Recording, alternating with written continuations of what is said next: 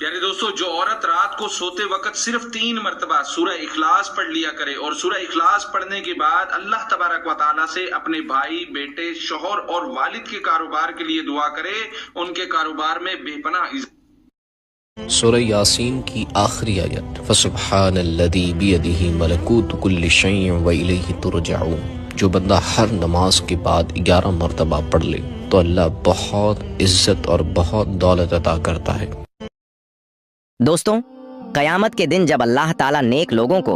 जन्नत और गुनाहगार लोगों को जहन्नुम में डाल देगा तो शैतान को भी जहन्नुम में डाल दिया जाएगा। जब शैतान 1 लाख साल तक जहन्नुम में चलेगा तो अल्लाह ताला का हुक्म होगा कि शैतान को जहन्नुम से निकाला जाए और हजरत आदम अलसलाम को जन्नत से लाया जाए। इसके बाद अल्लाह ताला शैतान से कहेगा कि तूने जो मेरी नाफरमानी की, जब मैंने तुझे आदम अलसलाम को सजदा करने को कहा, आज आदम अलसलाम तेरे सामने खड़े हैं, अगर आज तू इनको सजदा कर दे तो मैं तुझे माफ कर दूंगा। तो शैतान कहेगा, ऐ अल्लाह, जब तूने हजरत आदम अलसलाम को पैदा किया तो उस वक्त भी मैंने सजदा करने से इनकार किया था, और जब यह कब्र में थे उस वक्त भी मैंने सजदा करने से इनकार किया था, इसलिए आज भी मैं इनको सजदा नहीं करूंगा। इसके बाद अल्लाह रब्बुल आलमीन शैतान को दोबारा जहन्नुम में डाल देगा और शैतान हमेशा के लिए जहन्नुम। सूरह फातिहा, जिसे अलहम्दु शरीफ भी कहते हैं, कुरान शरीफ की शुरुआत ही इसी सूरत से होती है। आज मैं आपको एक बहुत बड़ा फ़ायदा सूरह फातिहा का बताने जा रहा हूँ। सूरह फातिहा को सूरह शिफा इस वजह से भी कहा जाता है चूँकि यह हमारी पूरी बॉडी की तमाम बीमारियों के लिए शिफा है। तो उन तमाम हजरात से गुजारिश है जो बीमारी में मुब्तला हैं या दवाई खाते हैं, 1 मरतबा सूरह फातिहा का ये अमल करके भी देख लीजिए। वो अमल ये है, वो वजीफ़ा ये है,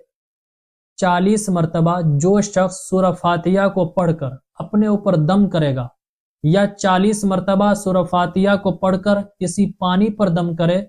फिर उस पानी को पिएगा तो इंशाअल्लाह अल्लाह ताला सूरह फातिहा की बरकत से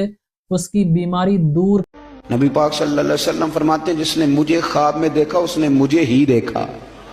शैतान ख्वाब में भी आके मेरी मिसल होने का दावा नहीं कर सकता।